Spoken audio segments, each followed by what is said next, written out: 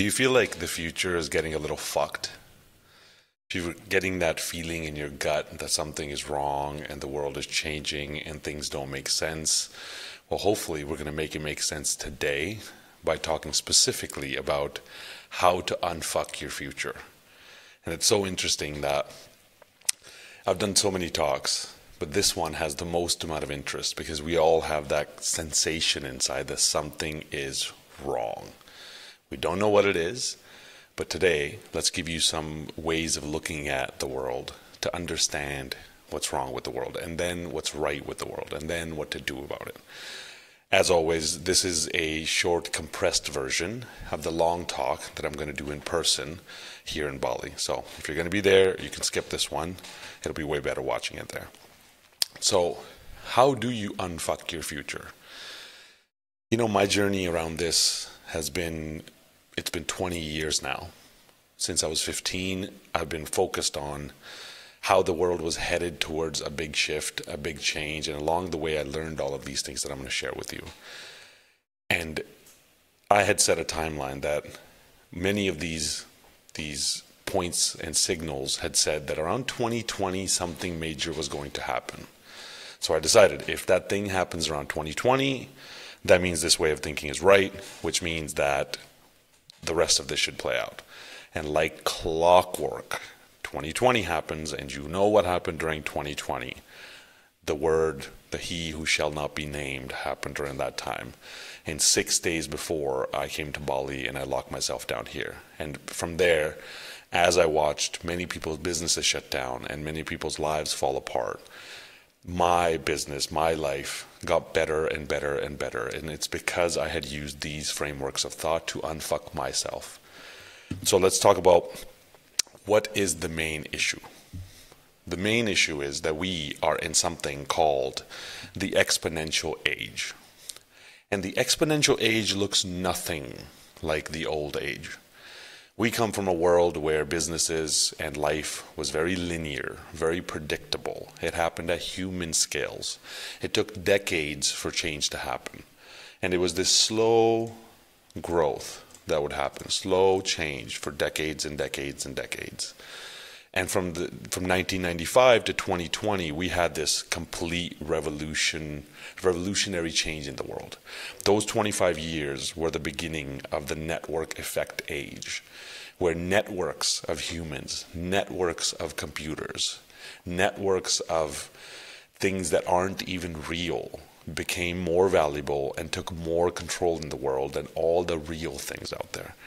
Now, in today's world, AI has replaced human power, brain power, where instead of hiring a bunch of consultants and experts, I go to ChatGPT and use AI to be able to do that stuff. And it outperforms most of the humans in seconds for free.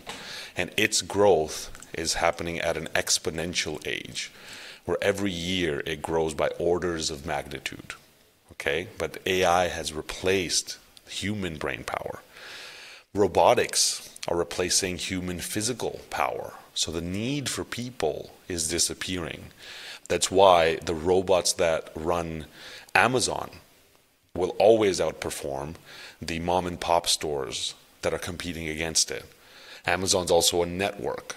So the network of the users of Amazon, combined with the robotics power of 24 hours a day of work that does multiple humans worth of work, will always beat the any kind of human powered entities or companies. We're watching the development of the metaverse. So the new real estate is going to be metaverse. Infinite universes made marginally free became a more valuable proposition than real estate, where, you know, during that 2020 event, right before that, owning real estate in New York was just the greatest idea. Right after that, owning real estate in New York was the greatest liability. And people who didn't think about these things got stuck. People who didn't think about AI coming along are getting stuck now. People who didn't think about robotics coming along are waking up today to the realization that things are changing. crypto is the new value mechanism. So the idea of money and value is changing. And that's where, stable coins are replacing banks. Bitcoin is replacing gold. Even crypto projects and Web3 technologies, layer 1 networks are replacing how we use the internet. Now, like I said, most businesses have not thought this through. Most people have not thought this through. And the same thing is happening now that happened before 2000, where many, many businesses discounted the internet and never imagined that in 25 years it would take over their entire business model and completely replace them. And today we call them Kodak and Blockbuster for you kids that are probably too young. Back in my day, we used to go rent videotapes and had to rewind them. And we got charged $37 if we kept it for 2 seconds extra. All of these things, this exponential age, is a problem and a solution. But the problem is all of these things are happening and we're not staying ahead of that. At the same time, we are going through a very special time in history.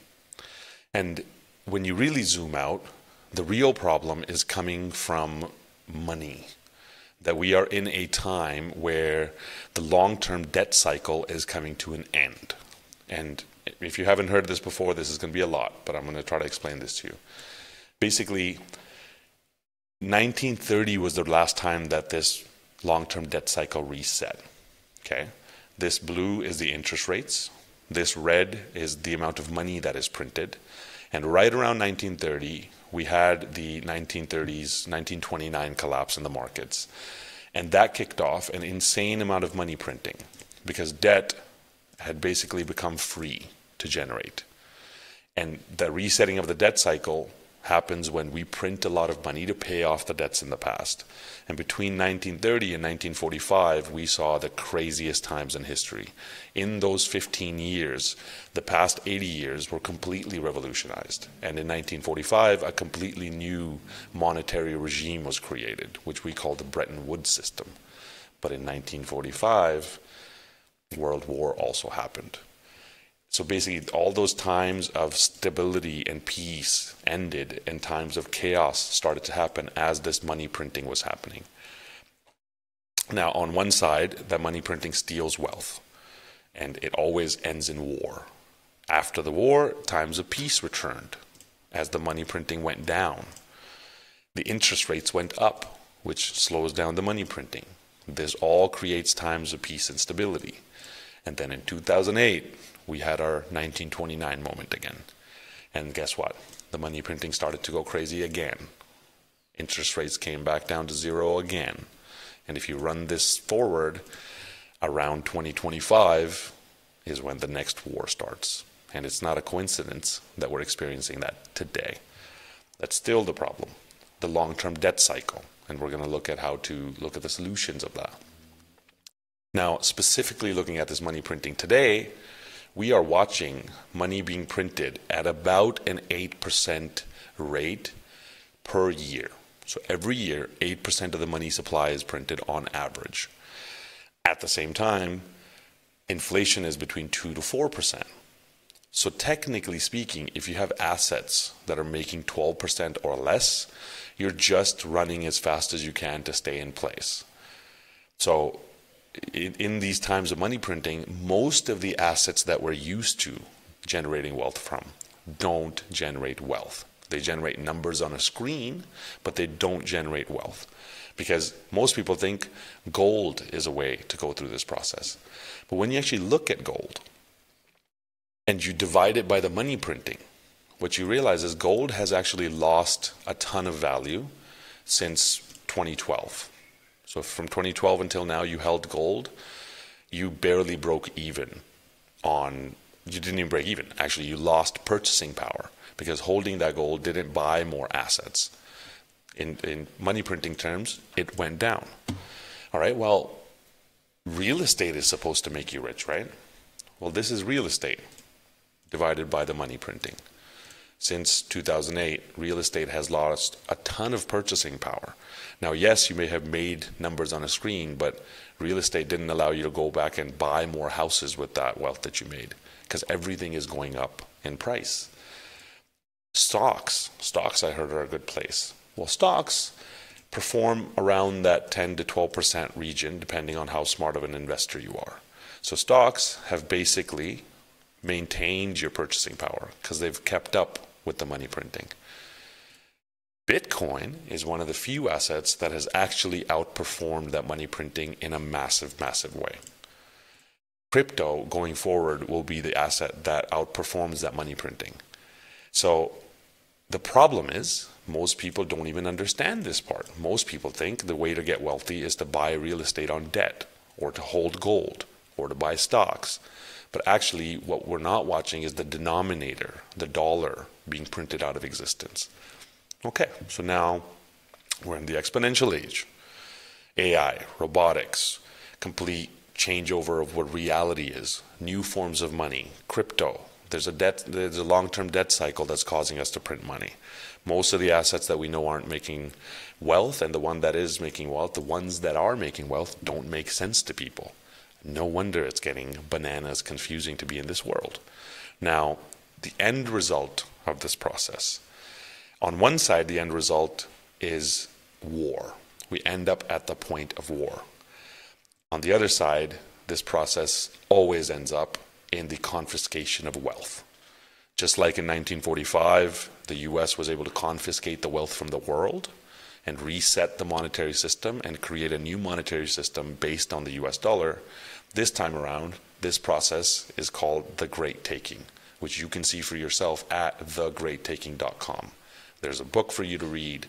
There are documentaries for you to watch. And this is created by a hedge fund manager, an ex-hedge fund manager, who had a near-death experience and was told by God to reveal this to people.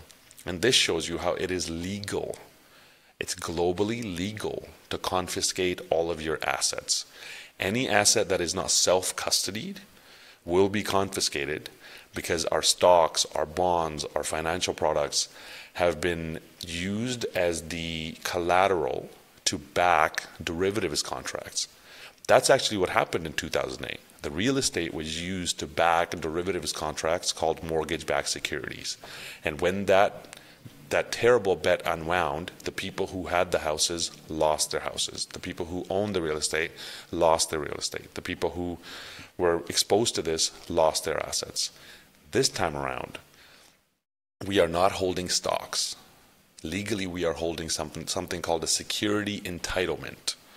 And when the unwind happens, which as sure as history repeats will happen, the unwinding of the derivatives contracts based on the collateral of the stocks will mean that the people's stocks get taken. People's leveraged real estate gets taken. Most of the things that we have depended on as the stable methods of generating value and wealth will be taken. And you can research this for yourself. Please try to disprove this. Please try to prove me wrong. And if you do, I would love to hear from you as to what this is. The next issue that we're facing right now is represented in this great book by General Michael Flynn, who is a 1,000-star general from the US. And he wrote a book called Fifth Generation Warfare. Because like I said, the end of these cycles always pivots around war. Like, Gerald Celente says, when everything else fails, they take you to war. But the thing is, this time around, the war doesn't look like the old wars. We are in a new generation of war. God, I gotta take a sip of water on this one. From the biggest glass in history. He gives a great representation of how we are in a new generation of war. Yes, there's bombs, yes, there's tanks, all those things, but those are old things. This next generation of war is a war of the minds. In this generation of war, there's psychological war. There's threats like TikTok, which teach the Chinese kids engineering and teach our kids to twerk. It's a polarizing war that polarizes you into emotionality and pins us against us simply by using black mirrors in our faces.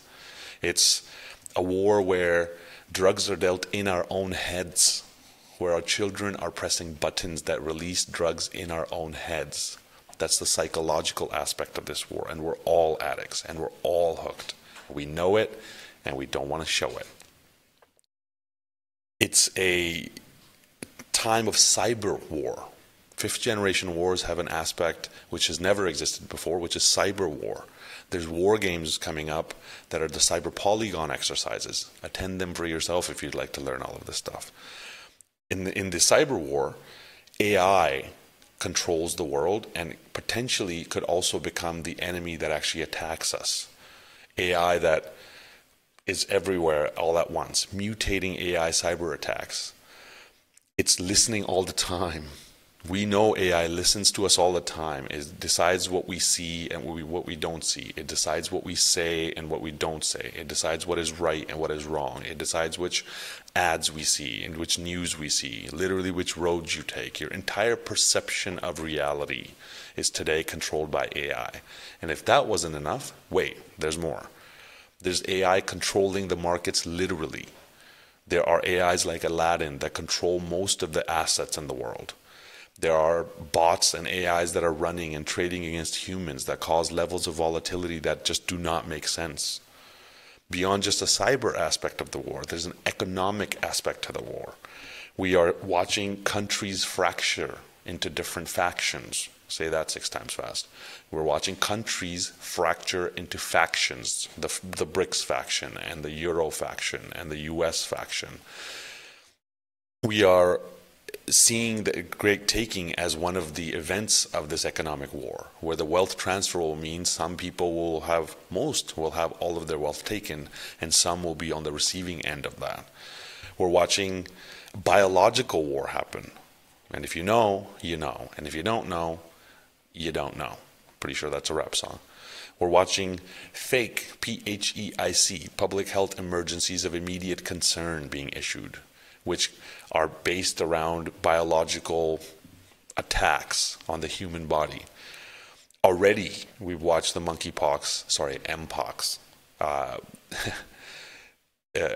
outbreak issue travel restrictions, and there's more coming. There's international accords being developed that will supersede national laws in times like this.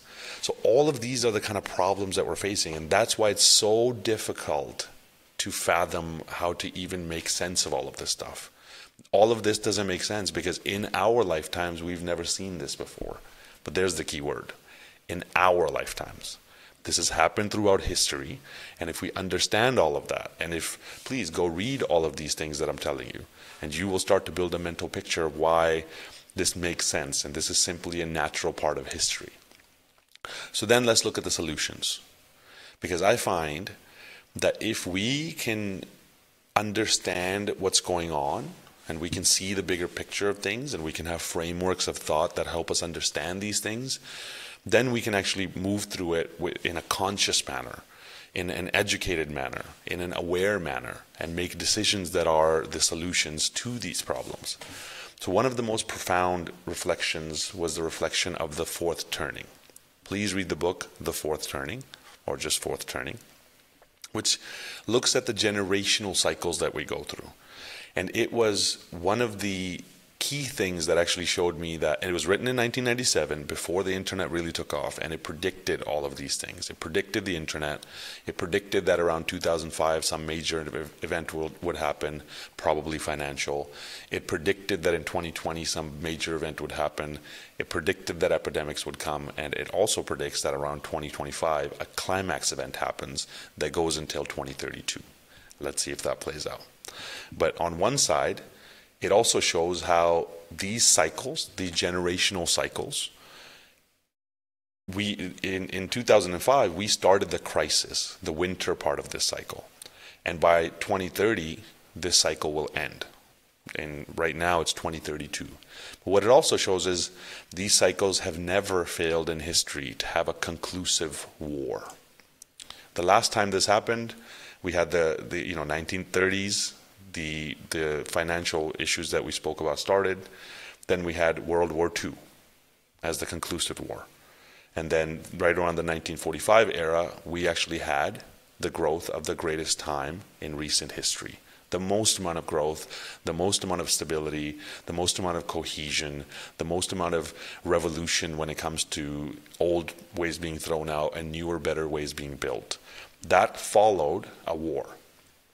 Before that, it was the American Civil War. Before that, it was the American Revolution. Before that, before that, before that, before that. Times of meltdown and times of this chart disappearing. Times of meltdown, followed by conclusive total wars, followed by great times of prosperity. So if this is right, then we are now going through this process. Around 2025 is projected to be the beginning of World War III, which I'm sure you're kind of waking up to the fact is already happening.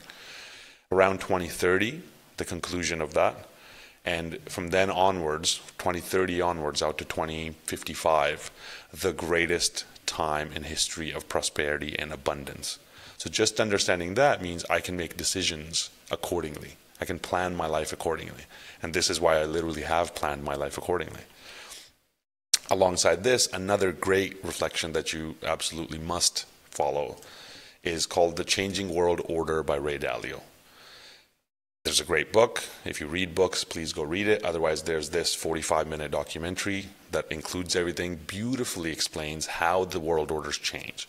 It gives you all the dynamics and all the details of exactly how to understand this changing world order time we're going through right now, juxtaposed against the old ways, old times that these world orders changed. And this was eye-opening and helping me understand how what we're going through now is just a cyclical part of history, and then be able to predict going forward what stuff is going to come. Now, in simple terms, yeah, the entire world order changes. The way the world organizes itself changes. The power structure of the world changes. The changing world order always pivots around war. Surprise, surprise. But on the other side, the new world order creates 60 years of peace and prosperity and growth and stability. You're starting to see a pattern develop. And this is from one of the greatest minds. They spend millions of dollars doing this research and looking back into history.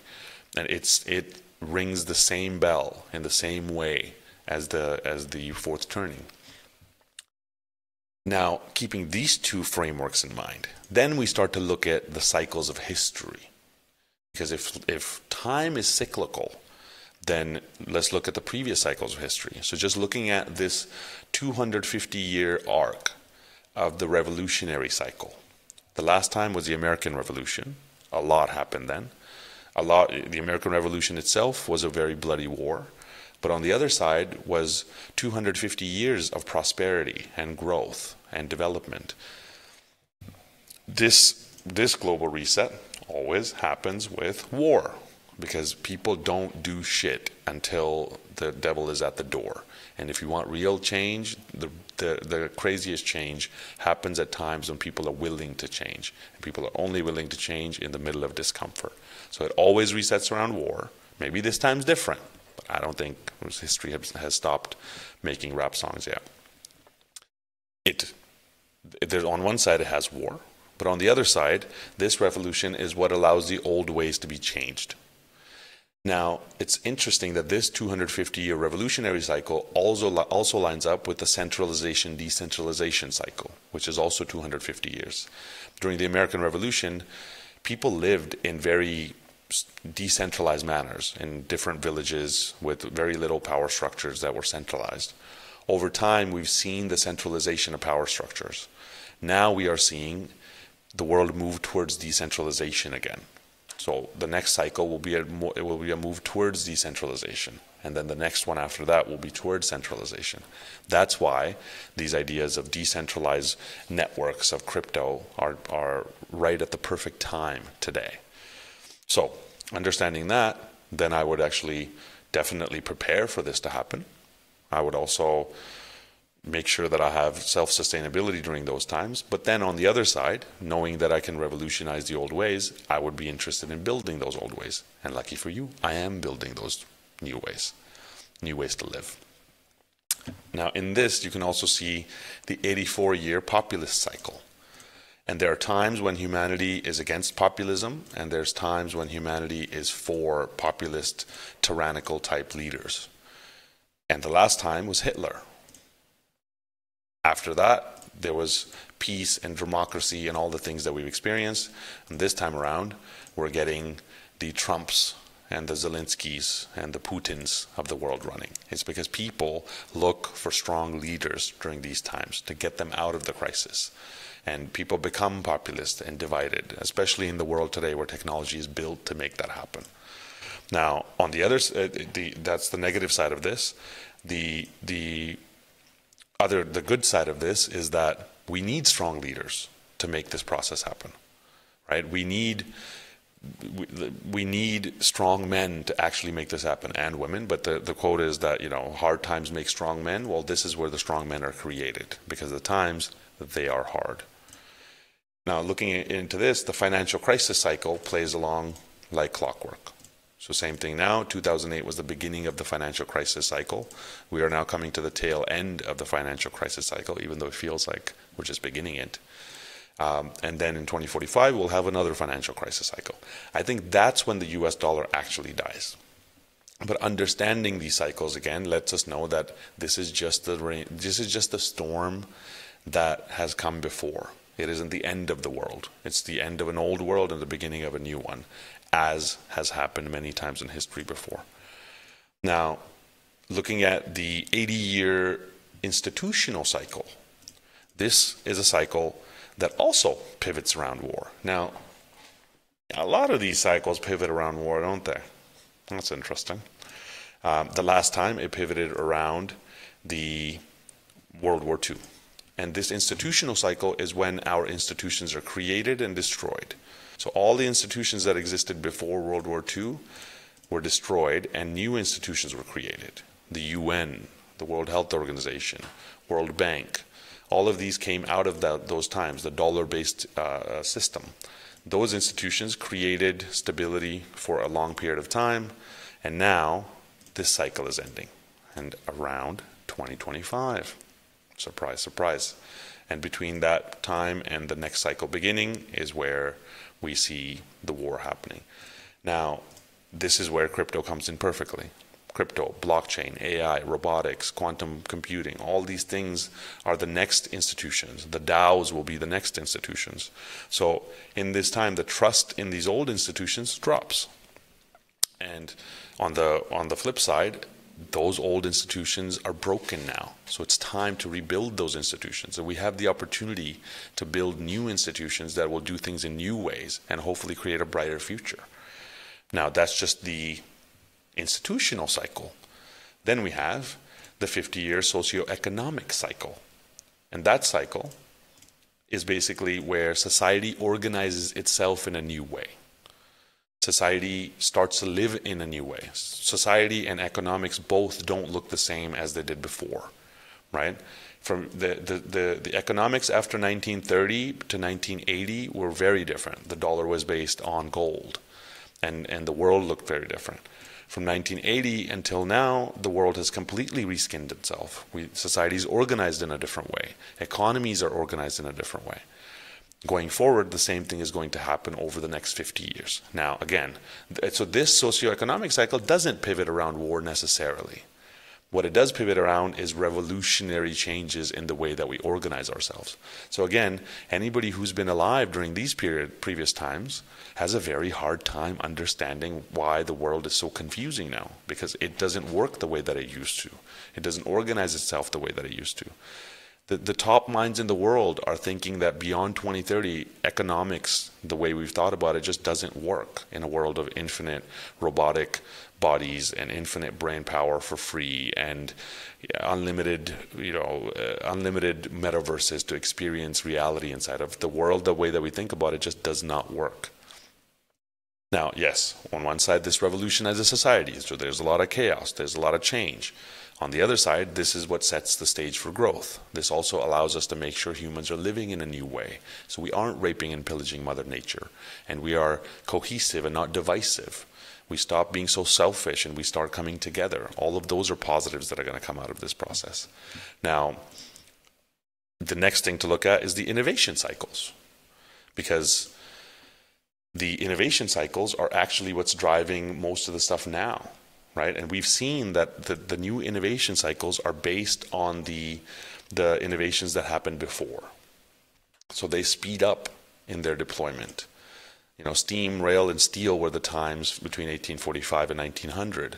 Electricity, chemicals, and engines changed that and sped things up, sped up how we move, sped up how we power the world, sped up how we communicate.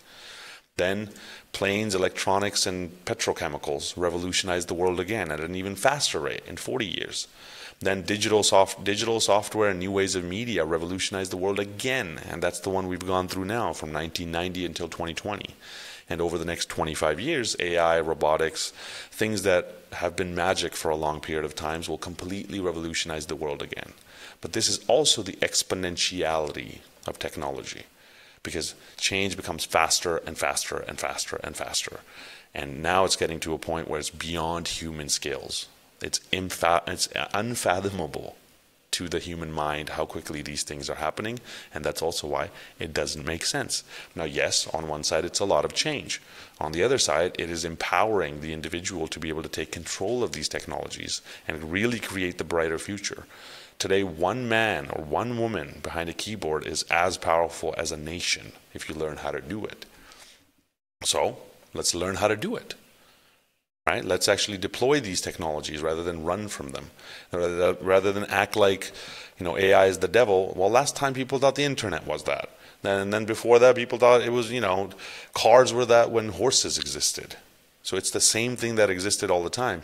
If this is like you rejecting the internet when it came out, you could do that all you want, but you got wiped clean and the internet rolled over you. So either you get with it or you get rolled over by it. You choose. Now, while this is all happening, we can actually look at how money is being printed.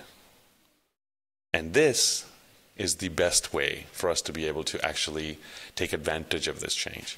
Because if money printing is the name of the game at these times, then we can see that going forward, money printing is going to go insane.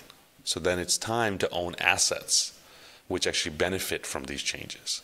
So for us, in these next few years, if everything is moving towards technology, if we need to invest in the future and not the past, if we know that this amount of money printing is to pay off the old debts, well, these are the debts that are owed today by the Federal Reserve. And this is how much money they print. And this was that little cough that happened in 2020. Well, going forward, insane amounts of money is going to be printed. So what I'm doing is I'm buying digital assets, which are the frameworks that this future technology will be built on. And this money printing is going to allow us to benefit from this change and then have the power to actually do something about it. I'm also building the technologies and institutions that are going to run the next 100 years. I've been waiting for this process for a very long period of time. Now, yes, this was the chaos where the world felt like it was shutting down, and that allowed them to print this much money. What does this much money look like? What excuse do you need to print this much money? Maybe a fifth generation war. Well, this fifth generation war is happening around us already. We're already polarized. We're already divided. We're already addicted. We're already controlled. Central bank digital currencies already exist. They're called USDC. Control mechanisms are already in place, and we've already surrendered them, and we've already put them into our pockets. So what we can do there is we can actually learn how to reduce that control, turn off the algorithms, delete your social media apps, stop your YouTube history so that the algorithm doesn't show you things. Stop our addiction to this technology. Get off of mainlining those drugs. Stop giving it to our children in that way. Really understand the points where these AIs are actually controlling us. And then start to use them for our benefit. Start to build them so that they're actually doing us well. So hopefully, this has all helped you learn a lot of stuff. Now, I can tell this is going to take me an hour and a half to go through when I'm doing it in person. But also, so like, what do we do? What are the action steps? Sam, just tell me how not to fuck myself or unfuck myself or whatever you said in the first place. Why don't you just make a simple thing? Okay, let's make it simple. Study these things. You know, they say you can take a horse to water, but you can't make him unfuck himself. Well, that's a fact. Okay, that's a really great quote from yours truly. Please study these things. Go back and watch this. I've given you the resources. Go back and read the books. Watch the documentaries. Build your own mental models. Have an understanding of history like this instead of sitting on TikTok flicking through things, right? But study these concepts and build your own mental model. Then include that in your future thinking. Really include that in how you're making decisions going forward. If you have a business, add network effects into your business. And if you don't know what that means, time to study. Chop chop. It's most businesses today are still operating with the old ways of thinking. Most people today are still operating with the old ways of thinking. Start to incorporate business effects. So, for example, you can leverage community more than the new clients that are coming in. You can lean into AI rather than run from it. You can own the network-based assets like crypto and blockchain. If you own and be careful there, because if you own the wrong ones, you'll lose all of your money. And if you own the right ones, you will get all of the money. That's just how this game works. Now, here's a few industries that are beneficial, right? When looking at this world, things like health, entertainment, healing, coaching, high net worth experiences, and of course technology are going to be core industries that benefit. See, AI is not going to replace all humans. AI is going to replace the humans which are easy to replace. All of these industries depend on human-to-human connection, and the value of human-to-human connection and belonging and community is going to go through the roof in this world. So look at where you're sitting in that space. So for the great taking, custody your wealth.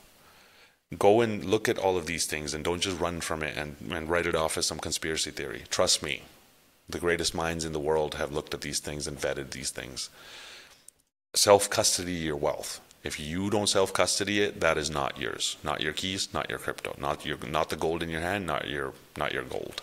Even if you own real estate, there's unrealized capital gains coming. So learn about all of these things that are happening and learn to self-custody your wealth. And the biggest thing is let go of the world that you've come from. That world died a long time ago, my love. Mourn it, let it go, change with the times, move forth, grow, become new. And hopefully we'll be sitting on the other side, sipping some coconuts on a beach. So hopefully this was powerful. I can't believe that took 37 minutes. If you're watching and listening this far, please don't please don't subscribe. Just learn about all these things. And if you need help, let me know. I love having coconuts on the beach over this stuff.